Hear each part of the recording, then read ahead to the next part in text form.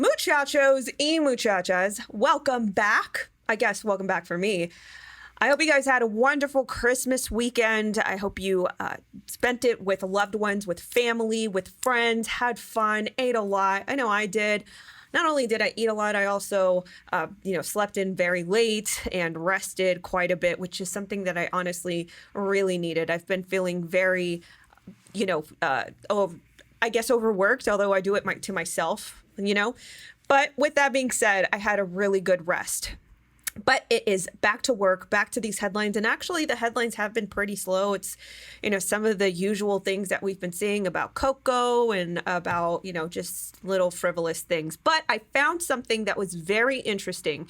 And it detailed the day that the infamous picture of Prince Andrew and Jeffrey Epstein was taken. Now, initially, when you see this photo, you just think, oh, there were just photographers out there. There were just, planted and all these things. But the backstory is actually very interesting, as well as this story, this article provides a lot of context and knowledge that I had no idea about with the royal family and the intricacies of Prince Andrew and his financial logistics. Stay right there. We're going to go through it.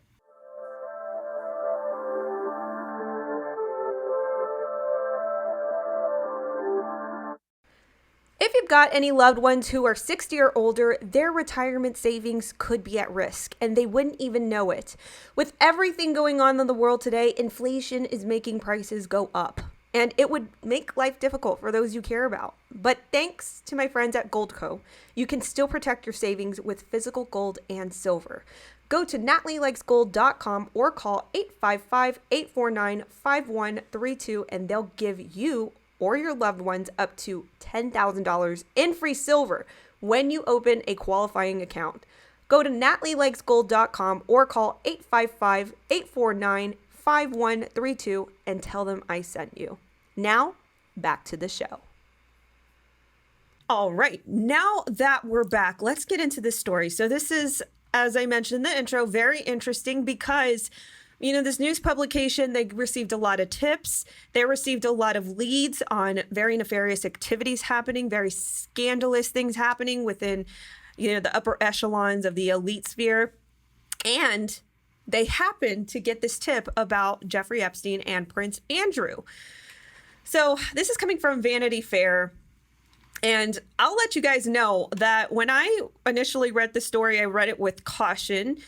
But as I kept reading, I found out a lot of additional little nuggets of knowledge on the whole Epstein saga, as well as the royal, lore and the relationship between Jeffrey Epstein and the royal family. So with that being said, like I said, this news publication, News of the World, they had a hotline. They received lots of tips. They received a lot of, nefarious leads to certain people, certain things happening. So they were, covering a lot of scandals, a lot of scandalous people. Continued on.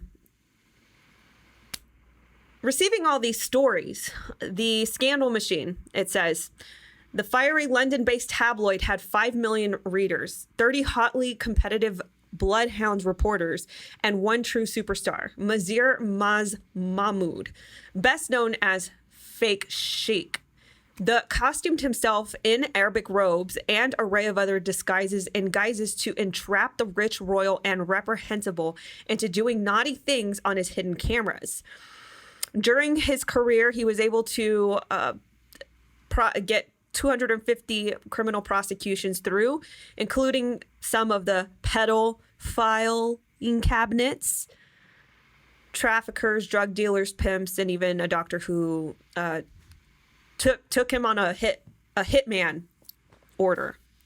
So as you can see, this guy was basically, an undercover reporter, undercover journalist, was able with his faked identity to get people to let him in their sphere. So he actually got a tip. He got a tip in late November of December 2010 that would rock the House of Windsor, that Prince Andrew was actually visiting New York. And he was already known. He was already known as Randy Andy, just very, scandalous, in many aspects. So he wanted to catch Jeffrey Epstein in New York for whatever he was going to do. Now, again, the story is interesting and it provides a lot more detail that leads into, possibly why Jeffrey Epstein had a relationship with Prince Andrew in the first place. So it continues. He hoped for something with Randy Andy, a picture, a photo op, something that we did not know. We just had a tip-off that Andrew was in town, says Annette Withridge, a former News of the World reporter when then freelancing in New York. Mahmoud alerted her to Prince Andrew's visit and asked her to alert him of anything she found. Nobody knew where he was.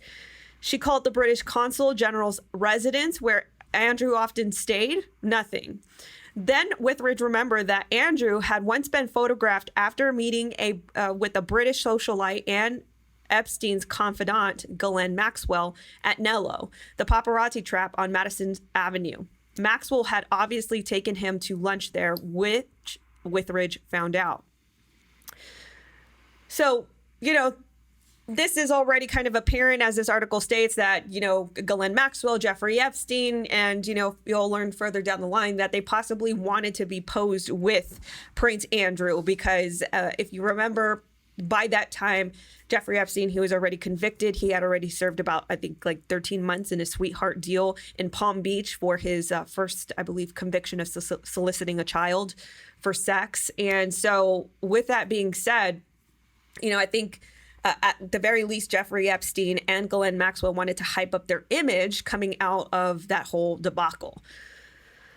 So they began surveilling the Epstein residence and, the vicinity around Epstein's townhouse. And they were actually able to catch Ghislaine Maxwell, and they thought that the Prince Andrew would be with Ghislaine Maxwell, but it turns out that he wasn't at that time. So it says here that, this is one course of her agenda one night, 40 minutes at a cocktail party in Tribeca, half an hour at a charity event in Fifth Avenue, a dinner at the Derby, a fashionable meatpacking district supper club.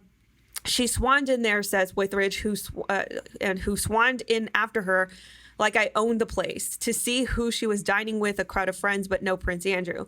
Now, the reason why I mentioned this part is because I just kind of want to comment on the lifestyle that Ghislaine Maxwell was allowed to live. She was mixing in with all these high-end socialites, going to these charity events, as it mentioned here on Fifth Avenue. She was just living high, within the elite society in New York. So whatever you may make of that, the people that were involved and the people who, also socialized with her inner circle, I just thought that was a very interesting little piece. And I don't think you can, make it out quite yet, just reading it. But I just think, with her being able to just swan in and out of these, supper clubs and charity events and all these things, it just shows that, she possibly was very connected to, all of these, a plethora of elites in New York. So she wasn't able to catch Jeffrey Epstein at that event or, in the event of Ghislaine Maxwell stepping out. So this is a part that I found very interesting. They go into detail about Prince Andrew's finances in turmoil. And I didn't know that. I had no idea that this was even a thing with Prince Andrew being a royal. It says his finances have repeatedly landed him in trouble. A $30,000 gold and diamond necklace given to his daughter Beatrice in 2009 by a convicted Libyan gun smuggler. Months before Andrew said it was said to have recommended him to a British company after the story broke. Buckingham Palace denied the prince brokered any deal. His relationship with the controversial British businessman David Spotty Rowland, who reportedly paid off a $2 million bank loan on Andrew's behalf, the sale of his mansion, Sunning Hill Park, to the son-in-law of Kazakhstan's president for $25 million, notably $4.9 million more than the asking price, and most recently, a lawsuit filed by the previous owner of the Swiss chalet Andrew and his ex-wife Sarah Ferguson purchased in 2014 for $23 million for missing nearly $9 million in loan payments. The couple have settled the debt and reportedly want to sell the chalet. So get this. It's deeply a twisted fairy tale. The middle son of the royal family worth billions, a prince whose official annual income is $323,000 tax-free from the queen, plus $26,000 from his 22 service in the Royal Navy, has to hustle for extra cash. I didn't know that part. Outside of the direct line of the ascendancy to the throne, Prince Charles and Prince William, peripheral family members are severely underfinanced and have limited options on how commercial they can be to make money. I had no idea. So, with that being said, it kind of goes into some, royal family history about money and all that. But, I wanted to jump to some meat and potatoes of staying on topic. The fairy tale began to crumble and crack. The toothy smile receded, a trim physique widened, and proximity to the throne diminished year by year. As higher-ranking royal children were born, and Andrew, not the heir but the spare, sank from second in line to the throne at birth to ninth today, as if each passing year were some sort of punishment. His calendar, not so full anymore, soon included visits by his old friend Ghislaine Maxwell, who was able to just breeze into the palace. You guys remember the photo of Ghislaine Maxwell and Ghislaine Maxwell, Kevin Spacey at, I think, the palace, and they were sitting on like a throne, and they looked like they were just like horsing around or something. So I'm going to put you guys see the photo because I'm going to edit it here. But you see this photo, obviously they had some sort of, ease in getting into the palace. This is just confirming that. Ghislaine Maxwell, who was able to just breeze into the palace as she was one of the royal family, says former royalty protection officer Paul Page, who was convicted in 2009 of running a fraudulent £3 million investment scheme from inside Buckingham Palace. We thought it was unusual because she was the daughter of the disgraced media tycoon Robert Maxwell. And I remember thinking it's not a good look for someone of Ghislaine's father's reputation to be mixing with the royal family. But that was neither here or there for Prince Andrew. As far as he was concerned, he was allowed to come in and go as she pleased, or she was able to come in and go as she pleased. We were instructed not to put her name in the visitor's book. Interesting. Very, very, very interesting. So you guys remember I did a recent story on, Epstein being at least a visitor. He was a visitor at the White House during Bill Clinton's presidency at least 17 times. He was actually in the logbooks. They were instructed not to put Ghislaine Maxwell in the visitor's book. I would have to think that there's a lot of logistics to security at the palace to put that rule in place and to get that approved. So I would just think that, kind of in the ideas of breaching security, that this was really approved at a high level. That's just my take on it. Or it could have just been Prince Andrew's word. Who knows? As Prince Andrew got older and lonely, I expect Ghislaine's visits from New York were welcome. Noted one longtime royal observer, she was a good organizer of visits to nightclubs, etc. Always lots of fun people around her.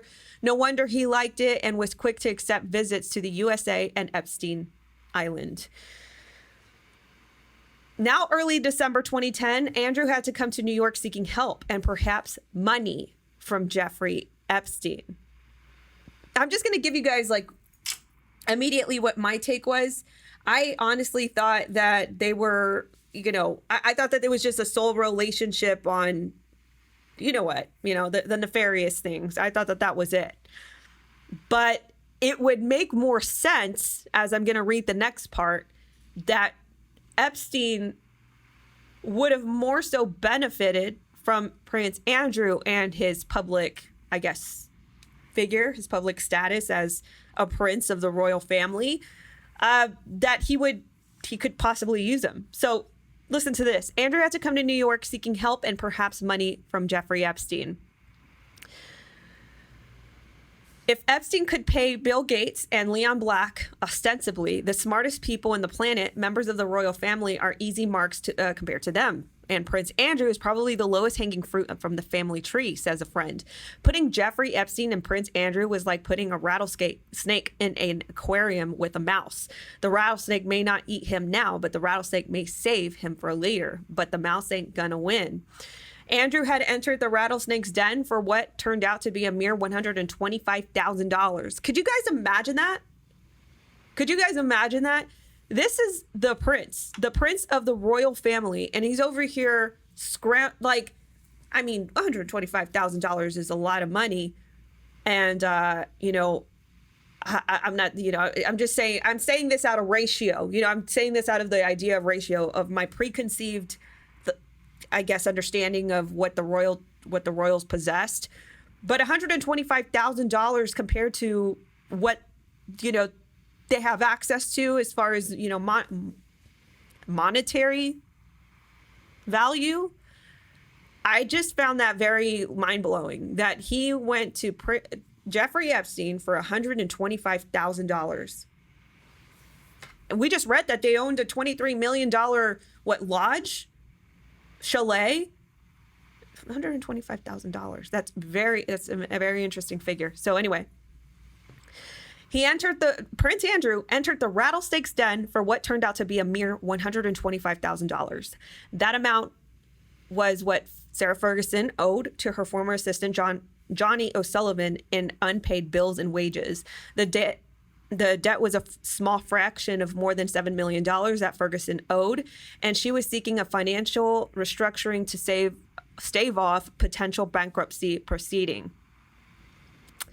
Continued on, the $125,000 debt to Johnny O'Sullivan was critical because he had reportedly refused to accept the 25 cent on the dollar settlement that had been offered to the creditors, thereby putting the whole restructuring deal in jeopardy. This, a friend, I guess, as it just says a friend, says, Prince Andrew went to Jeffrey Epstein for help in paying that debt, says the friend. Andrew tells Epstein that his ex-wife has a real problem and her entire restructuring is hanging on the balance with the former employee and could lend her some money. And Epstein said, I'll hand it directly with the employee. You don't have to pay me back. Consider it a gift. I believe Andrew assumed Epstein paid him off completely, but Epstein convinced the former employee to accept the additional $21,000 above the $125,000. So that's $146,000. So Epstein was able to settle this debt, I guess, for $146,000 above. So what? Yeah, you said 21,000 above 125. So now Andrew, and again, $21,000. Again, that's not chump change to us, but for the rich and the elite, it is, right? But being able to just, don't worry, this is a gift. No worries, I'll take care of it for you. There was some sort of catch behind that, and Prince Andrew just he suckered in, I believe. Allegedly. Now Andrew was in New York City, not merely meeting with Epstein, but staying at his house for 4 days. And a team from News of the World was staked out on Epstein's doorstep, led by the King of Stings, who had previously stung Sarah Ferguson in May of 2010 by posing as a wealthy businessman and capturing her on a hidden camera, accepting £27,600 as part of a £500,000 deal to supposedly secure lucrative international business deals. I can open my door if you want, and I will for you, she told Mahmoud on his hidden camera. Look after me and Prince Andrew, and I will look after you. I will you'll get back tenfold. So let me just explain what this just said. A team from this news publication that I explained in the very beginning got hot tips, did some very aggressive undercover reporting, kind of like the Project Veritas, I guess, for UK, I guess. I don't know. That's what it seems like to me, at least. But for a tabloid. Yeah, that's what it's like, Project Veritas, but for tabloid subjects. Anyway, okay, so this news publication basically went undercover and they caught Prince Andrew's wife, Sarah Ferguson, in May of 2010 by posing as capturing her on hidden camera. They caught her capturing hidden camera, accepting £27,600 as part of a £500,000 deal to supposedly secure lucrative international business deals. And she said, if I can open any door you want, and I will for you, she told Mahmoud on his hidden camera. Look after me and Prince Andrew. Look after you. you'll get back tenfold. Ferguson sued Rupert Murdoch's News Corp, the parent company of News of the World, for £25 million, later raised to $40 million, claiming her comments to Mahmoud had been taken out of context and had caused serious embarrassment, humiliation, distress, and reputational damage. And the loss of lucrative financial deals, Andrew would have categorically denied any knowledge of the meeting of the accusations against him concerning Epstein and others in orbit. Ferguson withdrew the suit in 2019. So that's interesting, right? Like these little small business deals and, getting caught red-handed and then trying to swivel their way out of it. So back to Epstein's mansion. At this moment, Epstein was a year and a half out of serving, his almost 1 year service, his sentence. It was 13 months out of Palm Beach. Continued on. To Epstein, Prince Andrew was a business convoy for money. Hoffenberg continues, because Prince Andrew could be vulnerable to Epstein. In order to get ahead of all this monstrous misconduct, Epstein had a national security plan that would embarrass countries and their national security. He felt this would shield him from prosecution. He bragged about this, and Prince Andrew was a vital part of England and other countries and could open many doors for Epstein. He was probably his number one trophy, with Andrew and Epstein had a precise plan. Was that plan bigger than Prince Andrew? Could Andrew have merely been a pawn in the path to mother lode in the fortune estimated of $28 billion of the royal family itself? How bold is Jeffrey Epstein, asked a friend of Prince Andrew's? Bold enough, the source imagines, to target the Queen's favorite son in hopes of placing him in a compromising situation with the intention of someday using the evidence against Prince Andrew, or even, he adds, taking down who I believe was Epstein's real mark, Her Majesty, the Queen of England. Now, that is a very bold claim. Very, very bold. Okay, very bold claim. So let me just kind of overview what we just read here. So this friend of Prince Andrew, I don't know whether or not they're going to be truthful about Prince Andrew's antics and all these things. It kind of sounds like they know the likes of what Prince Andrew did, or what he was suckered into, like as a blackmail operation, or as his own, doing it within his own will. I'm talking about within the realm of Jeffrey Epstein and all the things that he did. But this friend is basically saying, listen, he was kind of honeypotting honeypotting Prince Andrew in this whole scheme, because he probably had bigger antics to, embarrass the royal family, getting, whatever blackmail piece he could on Prince Andrew with, the possible allegedly underage relationships, intercourses that he had, as it is alleged in lawsuits right now, current day. He possibly was going to use that to flip it and grasp the family fortune of the royals. Isn't that crazy? Isn't that insane? But it makes sense, doesn't it?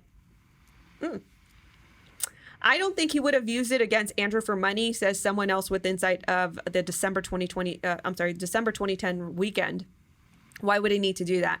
As we know, he now had $500 million, but I do believe he would have used Andrew to rehabilitate his image, because he's just gotten off of house arrest. So, like I said, he was already kind of setting up this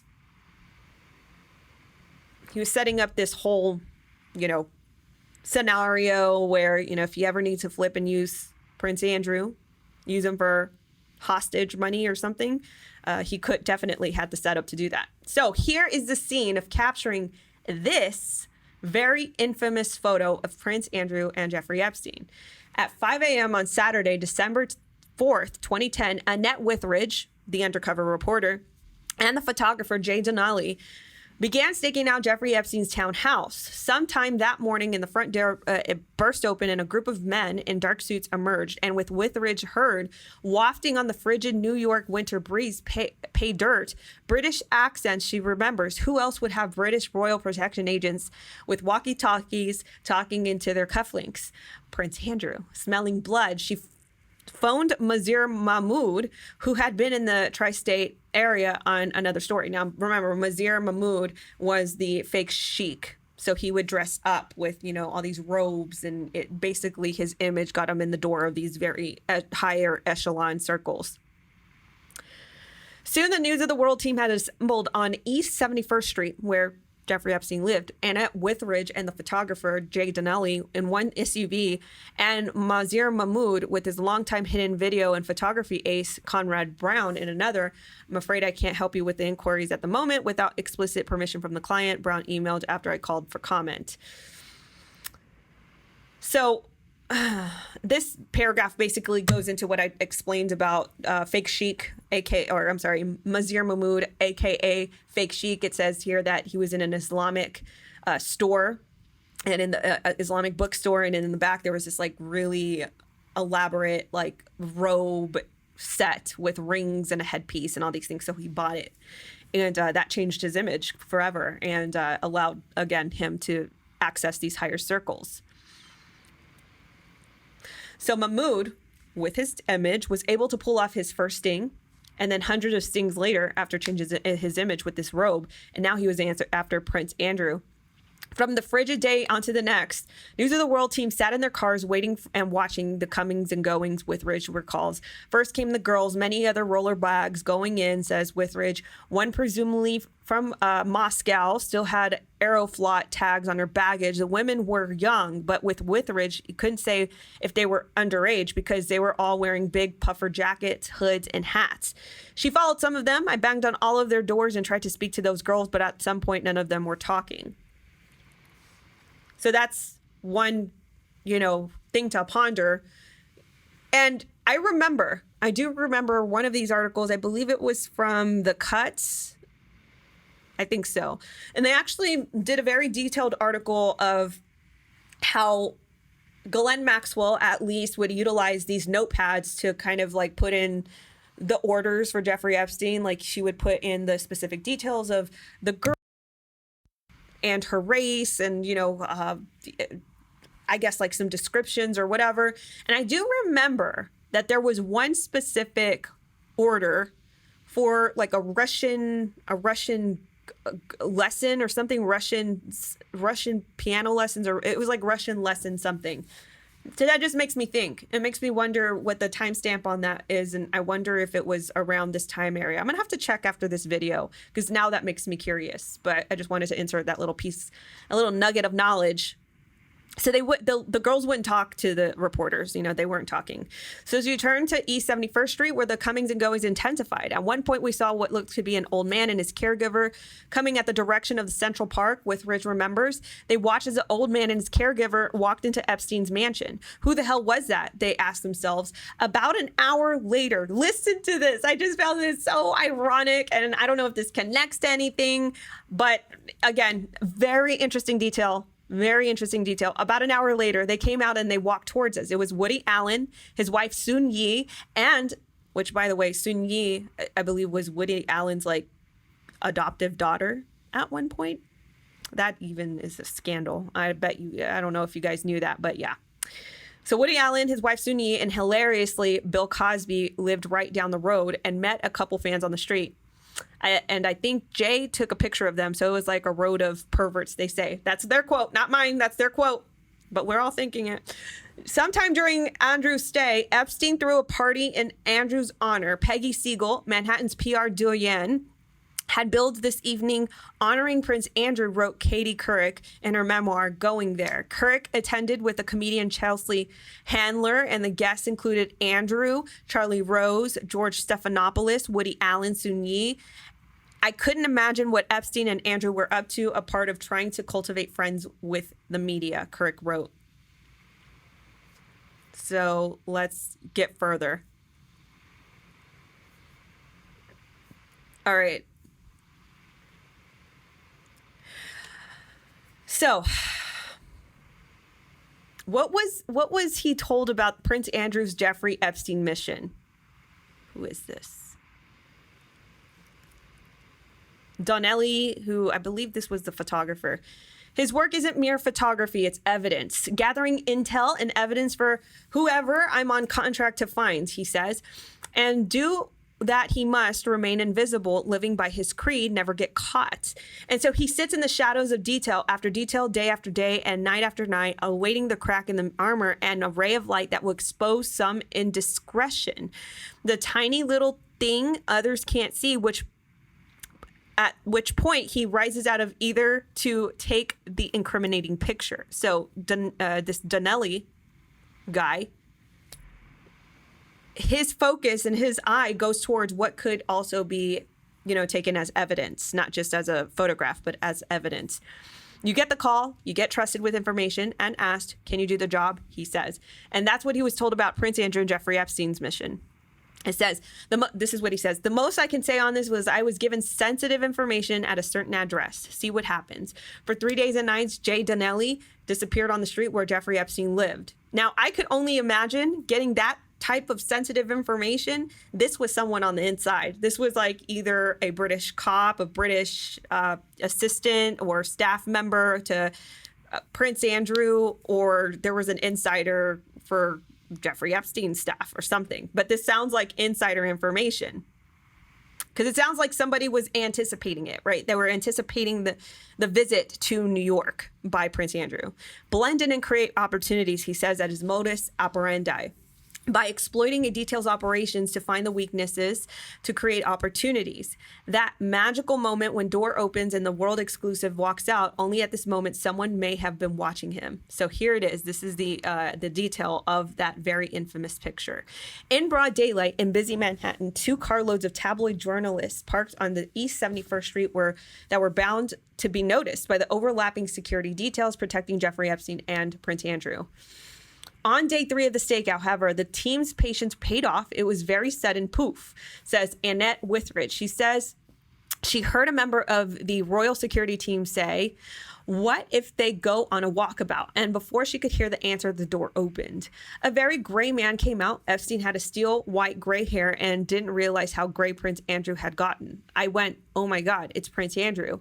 He was accompanied by royalty and specialist protection agents who surrounded the pair. And as they walked west on East 71st Street toward 5th Avenue, I later thought, why on earth didn't his Royal Protection Squad say, there's a team of reporters and photographers outside? Withridge remembers there was no time to think about that, only the chase, the hounds after the hare. Withridge jumped into Jay Danelli's SUV and took the wheel and photographer riding shotgun. We literally took off after them, she says. At the end of 71st Street, Andrew and Epstein turned right against the traffic on 5th Avenue en route to Central Park. Withridge had turned left while Jay Danelli, the photographer with special insight and the special gift to spot evidence and photograph it, bolted out with his backpack. He raced after them as they walked among the runners and dog walkers through Central Park. It is what they called a trade and a follow. And a few are better at it than Danelli. Without attracting attention, he caught up with the pair. Interesting. There's a certain tactic, I guess these paparazzi type people, not to, say he's paparazzi, but that they have in order to inconspicuously get their picture. He watches Andrew's security detail fanned out into a star shape around them.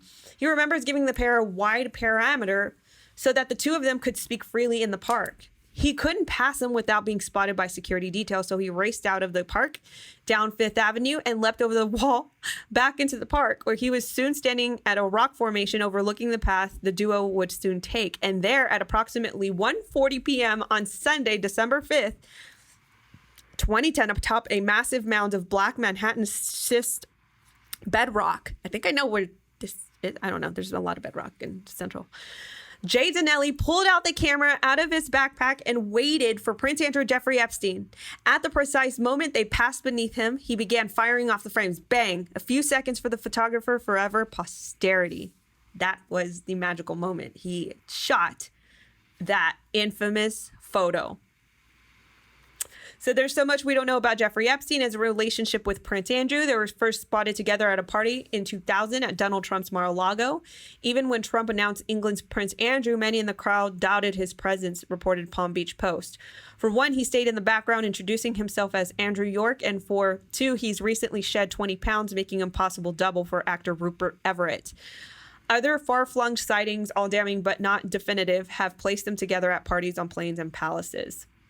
But in this photograph of them alone in conversation together, it is indisputable evidence. Epstein, his mouth pursed, and Andrew gesturing in explanation of something seemingly vitally important. Body language is important. Body language is important. So this just seems to be like in deep concentration. He's receiving this information. He's ingesting it. He's processing it. This is important detail because I believe in one of the responses that Prince Andrew gave of this infamous photo, he actually said that, oh, that was the day I was actually breaking up my friendship with Jeffrey Epstein. You guys remember that? He actually said that. So this body language is very important, especially in this descriptive, manner. Without that photo, they would have had the chance to deny any knowledge of knowing each other, says Natly, and that photo for them sadly exists. On February 20th, 2011, the News of the World ran the incriminating photograph under the headline, Prince Andy and the Pedo.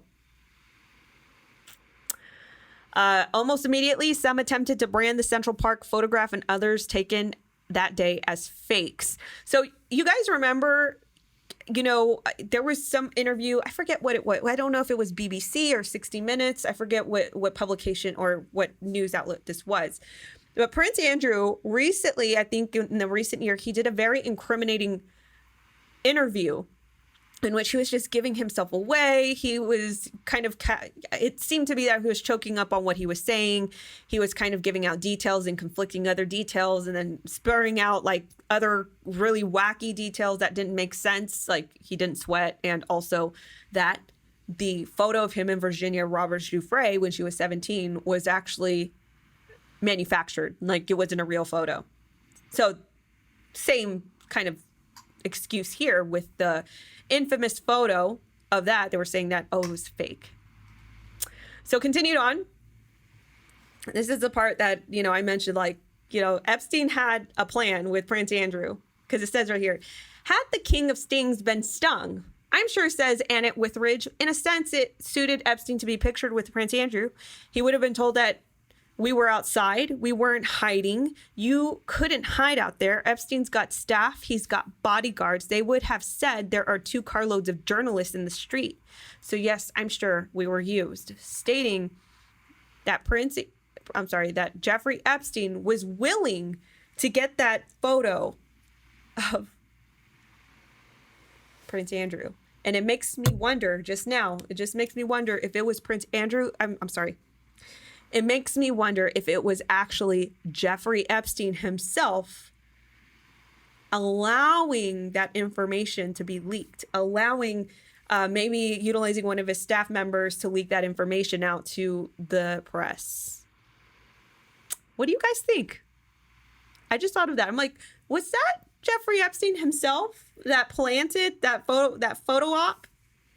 I think so. Because he definitely wanted to make it known maybe that he knew Prince Andrew, that Prince Andrew was in a friendship or as an acquaintance at the very least with him. And for them to go out and actually take a stroll, with a high level figure like that, had to be suggested and trusted by Epstein, I would think, because he was a very manipulative person. Let me know your thoughts in the comments below. Guys, thank you so much for your time and attention to this. I thought that this was a very juicy article, and I just wanted to share with you guys. I hope you guys have a nice night and stay safe. And as always, thank you for your support. Be sure to like, share, subscribe to this channel if you're not already. Definitely share the link, grab the link, put it in all your, chats, whether it's in, GroupMe, Telegram, Facebook groups, just spread the news. So I appreciate you. I will catch you guys in the next episode. Bye.